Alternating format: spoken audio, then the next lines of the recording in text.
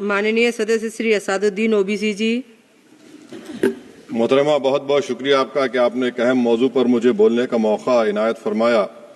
और बड़े अफसोस की बात है कि बड़ी धूमधाम से हुकूमत की तरफ से इस बात को रखा गया, मगर 30 से ज्यादा एमपी यहां पर मौजूद नहीं है। मैडम, पहले तो मैं वजीर आजम की इस बात की मजम्मत करता हूं और उनको बताना चाहूंगा कि जिना के बारे में उन्होंने जो कहा था, हम तो जिना के सख्त मुखालिफ है, इसलिए भारत को अपना वतन माने, मगर 42 में आपके प्यारे वीर और जिना की पार्टी ने नॉर्थ वेस्ट फ्रंटियर, सिंध और बंगाल में मिलकर हुकूमत चलाई और उस हुकूमत ने 1.5 लाख हिंदू और मुसलमानों को अंग्रेजों की फौज में शामिल कराया ताकि वो लड़े। तो किसी शायर ने अच्छा कहा था वजीर आजम के बारे में कि फरेब देकर जमाने को पारसा ना बनिए, इन्हें कहो कि वो बंदा बने खुदा ना बने, अमीर शहर यही चाहता या हजरत कि हमारी चीख गले में रहे सदा ना बने। दूसरी बात मैडम, हमारे वजीर दिफा जनाब राजनाथ सिंह साहब ने बड़ा ही अजीब व गरीब और तकलीफ दे बात कही उम्मुल मोमिनीन के बारे में और उम्मुल किताब के बारे में। उम्मुल मोमिनीन उनको कहते हैं जो हमारे प्रॉफिट मोहम्मद सल्लल्लाहु अलैहि वसल्लम की वाइफ हैं। वो हम तमाम मुसलमानों की मां, हम उनको तस्वुर करते हैं, मगर हम उनकी इबादत नहीं करते। हम अपनी मां की इबादत नहीं करते। उम्मुल किताब कुरान है, हम कुरान की इबादत नहीं करते। कुरान अल्लाह का भिजावा कलाम है।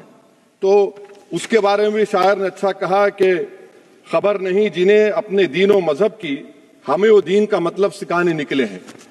अहम बात यह है कि मैडम, हमारे मुल्क का आइन का इस लफ्ज से आगाज होता है वी द पीपल। इसका आगाज भारत माता के नाम से नहीं होता है।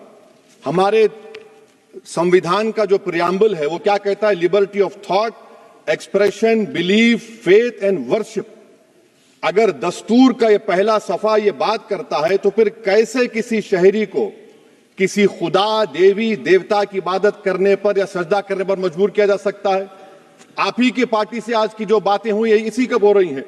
हमारे कॉन्स्टिट्यूंट असेंबली में मैडम एक मोहतरमा थी रोहिणी कुमार चौधरी ने एक तजवीज दी थी कि प्रियम्बल में किसी देवी के नाम से शुरू हो। उन्होंने खास तौर से वंदे मातरम का जिक्र किया, मगर उसको कबूल नहीं किया गया। फिर केवी कामत साहब ने एक तजवीज दी कि इट्स सिटीजन्स को बदलकर हर सिटीजन्स किया जाए और खुदा के नाम से शुरू किया जाए, वो तरमीम को मुस्तरद कर दिया गया। हमारे संविधान का उसूल यह है कि भारत क्या है, उसकी अवाम है, अवामी कानून की मुसन्निफ है, अवाम मर्जी से सबसे बालातर है, अवामी हाकिम है। मुल्क किसी खुदा, देवी, देवता, मजहबी इलामत के नाम से नहीं चलता, ना मुल्क किसी एक मजहब की मिल्कियत है। इसीलिए बाबा साहब अम्बेडकर ने क्या कहा था? उन्होंने मदर इंडिया के नजरिए को मुस्तरद किया। बाबा साहब ने एक नई इस्तिलाह वजह कर दी और कहा कि भैक्षित भारत, ये बाबा साहब अम्बेडकर ने कहा। अब मैडम, अगर मजहबी आजादी इस आइन का बुनियादी उसूल है तो सवाल यह पैदा होता है कि उस वक्त हमारे जो कॉन्स्टिट्यूंट असेंबली के प्रेसिडेंट थे जनाब राजेंद्र प्रसाद साहब ने किस बुनियाद पर वंदे मातरम को कौमी तराना करार दिया? ना तो कोई सेक्यूर रेजोल्यूशन है इसके बारे में। मैडम, मैं आपको बताना चाहूंगा कि जुडिशरी क्या कहती है। बीजू इमैनुअल केस है 1986 का, जिसमें जिहोवा विटनेस ने कहा कि मैं नेशनल एंथम के वक्त खड़े रहूंगी, पढ़ूंगी नहीं। सुप्रीम कोर्ट ने कहा कि उसने कोई गुनाह नहीं किया। वहीं एक 2017 का केस है अश्विनी उपाध्याय का केस सुप्रीम कोर्ट का, उन्हें कहा गाइडलाइंस दिए जाएं वंदे मातरम पर, सुप्रीम कोर्ट ने नहीं कह दिया।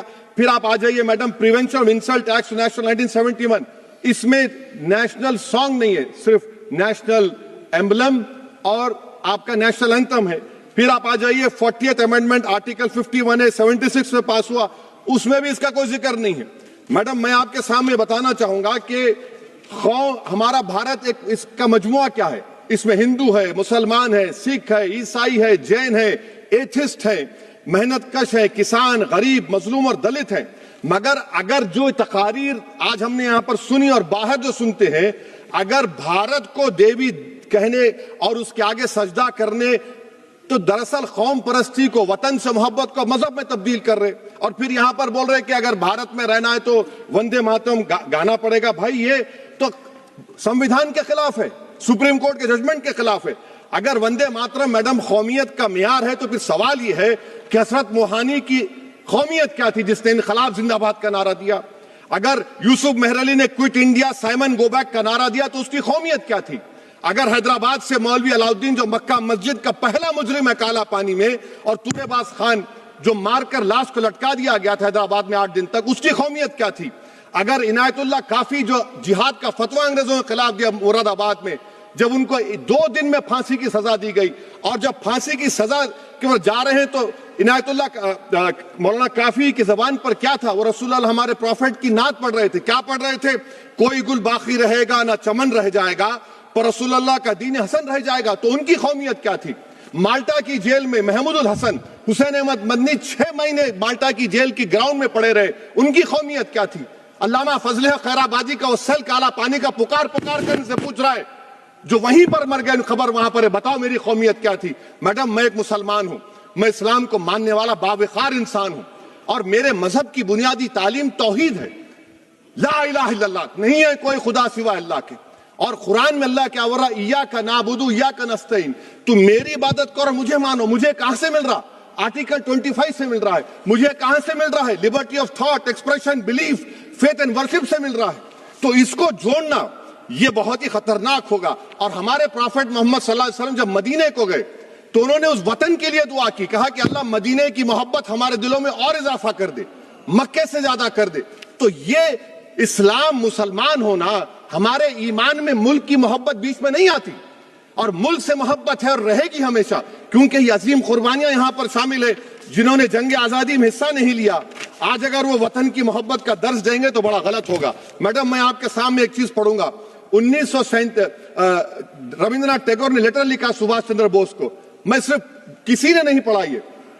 क्या कहा टैगोर साहब ने? But parliament is a place of union for all religious groups and there the song cannot be appropriate. When Bengali Muslims show sign of stubborn fanatism, we regard it intolerable. When we too copy them and make unreasonable demands, it will be self-defeating. ये मैं इसको ले करूंगा madam, आप देख लीजिए। फिर दूसरी तरफ मैडम आप आ जाइए, मैं यहाँ पर बैठकर, हाँ, जितने तकारीर यहाँ पर हुए सब जनगण मन पर तनकीद किए। तो मैडम मुझे ये कहना पड़ेगा कि जनगण मन पर आप लोग इतनी तकलीफ क्यों उठा रहे हैं? आखिर इतनी तकलीफ क्यों है? तो मैं जब जाकर देखा तो मुझे 28 दिसंबर का ऑर्गेनाइजर मैगजीन का आर्टिकल मिला, जिसमें ऑर्गेनाइजर लिखता है कि what is the moral sanction behind government choice of Janagana Mana, except that it can be made an item of entertainment at the sumptuous parties thrown by government officials. आप बताइए, इसका बोलेंगे आप?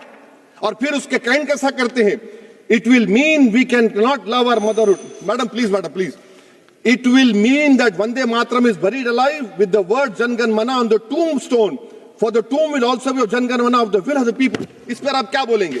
मैडम, मैं आपको ये बताना चाह रहा हूं कि वतन की मोहब्बत हमारे लिए बहुत अहम है, मगर ये बताइए हमको कि अभी मैडम यहां पर आनंद मठ के बारे में बहुत कुछ कहा गया। मैं सिर्फ 2 मिसालें आपको देता हूं। आनंद मठ के पेज नंबर 70 और 80 को पढ़ लीजिए। इसके बाद सनातन जहां मुसलमानों के घर पाते थे, इन्हें आग लगा देते थे। आप पेज नंबर 98 पढ़िए। हमें सिर्फ इन मुसलमानों को जड़ से खत्म करना है, क्योंकि खुदा के दुश्मन बन चुके हैं। फिर आप पेज नंबर 115-16 दीजिए। फिर मुख्तलिफ इलाकों में मुसलमानों को सदा देने के लिए भेजे जाते, जहां मुसलमान आबादी नजर आती जला दिया जाता। फिर आप देख लीजिए मैडम, सफे नंबर 120 पेज 120, बंकिम लिखते हैं कि सनातियों को मालूम नहीं था कि अंग्रेज हिंदुस्तान को निजात दिलाने वाले हैं। ये आप क्यों कर रहे हैं? अब आप मैडम, मैं आपको पेपर्स दे कर दूंगा। मैडम, भारत में हमारी आजादी इसलिए आई और बरकरार रही कि हमने मुल्क और मजहब को एक चीज नहीं बनाया। हमने ऐलान किया कि हमारी मुल्क मुख्तलिफ तबकात मज़ाहिब पर मुश्तमिल है। हमारे मुश्तरका तकदीर हमारी कौमियत का सरचश्मा है। यह खास जबान, सखावत, मजहब नहीं है। अगर वंदे मातरम का मतन कौम और मजहब को एक बना देता है, अगर हम इसे टेस्ट बनाते हैं वफादारी का, तो फिर मान लीजिए कि यह गांधी, अंबेडकर, टैगोर, बोस और लाखों आजादी के सिपाहियों की सोच को छोड़कर गोडसे की सोच की हिंदू कौमी परस्ताना, मैडम खत्म कर रहा हूं, हिंदू कौम परस्ताना को अख्तियार करेंगे। मुझे वतन से बेइंतहा मोहब्बत है मैडम, और इंशाल्लाह हमेशा रहेगी। मगर बावजूद इसके कि मेरी मस्जिद, मेरी इबादतगाह, मेरे कपड़े, मेरे कारोबार पर हमले होते, मगर मैं फिर भी कहता हूं कि वतन मेरा, हर वतन को हम छोड़कर नहीं जाएंगे। मगर हुब्बुल वतनी का क्या मुतालबा है? हुब्बुल वतनी ये कहता है कि वतन से मोहब्बत है तो जुल्म को खत्म करो, गरीबी को खत्म करो, बेरोजगारी को खत्म करो, जबर का खात्मा करो, अमन का गहवारा बनाओ, पाकिस्तान की दहशतगर्दी को खत्म करो, एक्सप्लॉयटेशन को रोको, शरारत को रोको, मुल्क के खिलाफ की जाने वाली साजिश खत्म करो। मैडम, भारत एक चमन है जहां पर हर फूल को खिलना चाहिए, और अगर कोई इस फूल का, अगर पूरे फूल खिलेंगे तो उसकी खुशबू से ये वतन मौतर होगा। मगर अगर इस चमन का माली ये कहेगा कि एक ही फूल खिलेगा, तो मैं जिम्मेदारी के साथ कह रहा हूं, अगर एक ही फूल खिलेगा तो वो सहरा बन जाएगा और माली माली नहीं रहेगा, वो जल्लाद कहलाएगा। तो इसीलिए मैडम, हम उम्मीद करते हैं कि हुकूमत इस पर जोर जबर ना करे। मेरा राइट है, यकीनन मैं जानता हूं कि आजादी के लड़ाई में वंदे मातरम का नारा था, मगर अगर आप इसको जबर करेंगे तो ये संविधान के खिलाफ है। वफादारी का सर्टिफिकेट हमसे मत लीजिए मैडम, खत्म कर रहा हूं। वफादारी का सर्टिफिकेट हमसे मत लीजिए। आपके बुजुर्गों के कोई एक किताब में लिख के क्या लिखा है बता दीजिए, कहां पर क्या लिखा हुआ है। तो मैं मैडम, मैं इस शेर पर अपनी बात को खत्म कर रहा हूं मैडम, मैं इस शेर पर अपनी बात को खत्म कर रहा हूं मैडम, मैं अपनी बात को खत्म कर देता हूं मैडम, क्योंकि आप बहुत जल्दी में हैं।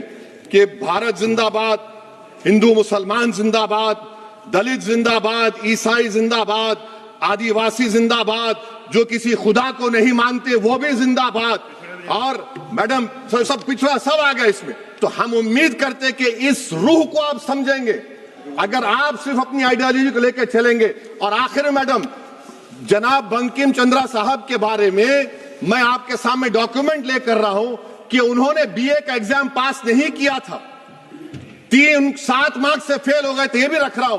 तो आप जिसको लिटरेरी जायंट बता रहे, ये नहीं है। बहुत बहुत शुक्रिया।